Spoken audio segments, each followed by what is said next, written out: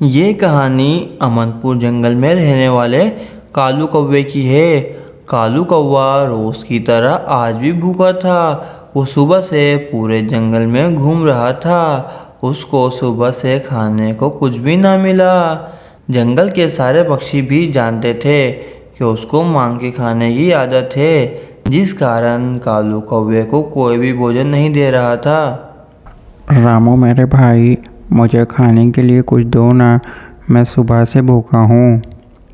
नहीं कालू, मैं तुम्हें नहीं दूंगा, तुम यहाँ से चले जाओ। रामू चलो, तुम मुझे ऐसे नहीं दे रहे तो तुम मुझे खाना उधार ही दे दो, मैं तुम्हें जल ही लुटा दूंगा। अरे कालू, तुम्हें समझ नहीं आती एक बार की बात। मैंने मना कर दिया तो सो कर दिया। तुम्हारा तो हर बार का यही नाटक है, और वैसे भी तुम हर बार उधार मांग कर ले जाते हो और वापस लुटाने का नाम ही नहीं लेते। तुम पे पहले ही मेरा उधार कितना चढ़ा हुआ है, ये तो तुम जानते ही हो।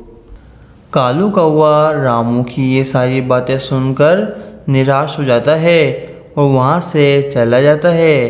रास्ते में उसे एक बंदर दिखाई देता है और वो बंदर के पास भोजन मांगने चला जाता है। तब तक आप कमेंट में ये बताएं कि इंसान को कितनी देर सोना चाहिए। बंदर भैया, मैं बहुत दूर से आया हूँ। मैं सुबह से भोजन की तलाश में निकला हुआ हूँ और मुझे कहीं भोजन नहीं मिला। अगर आपके पास कुछ खाने को है तो मुझे दे दो। कालू, मैं तुम्हें खाना तो दे दूंगा, मगर तुम्हें मेरा एक काम करना पड़ेगा। बोलो बंदर जी, क्या काम है?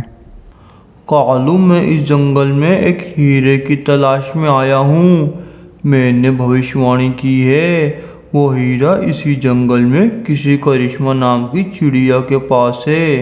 अगर तुम मुझे वो हीरा ला दोगे तो मैं तुम्हें बदले में खाना दे दूंगा। फिर कालू कौवा करिश्मा के घर हीरा चुराने चला जाता है। करिश्मा के घर पर कोई नहीं होता। करिश्मा भोजन की तलाश में गई हुई थी और कालू कौवा करिश्मा के घर से हीरा उठा के ले आता है और लाकर बंदर को दे देता है। वाह कौवे, तुमने तो मेरा वो काम कर दिया जो आज तक कोई ना कर पाया। कालू, मैं तुम्हें इस काम के बदले भोजन नहीं बल्कि जादुई छड़ी दे देता हूँ। जो तुम चाहोगे वो हो जाएगा। और बंदर उसे जादुई छड़ी देकर वहाँ से गायब हो जाता है।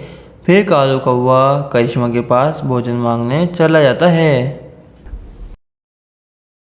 करिश्मा, मुझे बहुत ज़ोर की भूख लगी है, मुझे खाने के लिए कोई दे दो। ए कालू कौवे, तुम्हें मांगने के अलावा आता ही क्या है? जाओ और अपना भोजन खुद तलाश करो। फिर कालू कौवा अपनी जादुई छड़ी से करिश्मा को सांप बना देता है और वहाँ से कबूतर के पास चला जाता है। कबूतर जी, मुझे बहुत भूख लगी है, खाने को मुझे कुछ दो ना। अरे कालू, तेरा तो काम ही यही है सब पक्षियों को परेशान करना। ये सुनकर कालू कौवा गुस्से में आ जाता है और वो कबूतर को बिल्ली बना देता है और खूब हंसता है और कहता है, हा हा हा हा हा, देखा मुझे ना बोलने का अंजाम। फिर कालू कौवा वहाँ से चला जाता है। रास्ते में उसे रामू चिड़ा दिखाई देता है। वो तुरंत इसके पास चला जाता है। कालू, तू फिर से आ गया मांगने मेरे पास। तेरे को मांगने के अलावा कुछ आता भी है? कालू कौवा तो था ही शैतान। वो अपनी जादुई छड़ी से रामू चिड़े को डायनासोर बना देता है। वो डायनासोर कौवे को देखता है और उसको पकड़कर खा लेता है।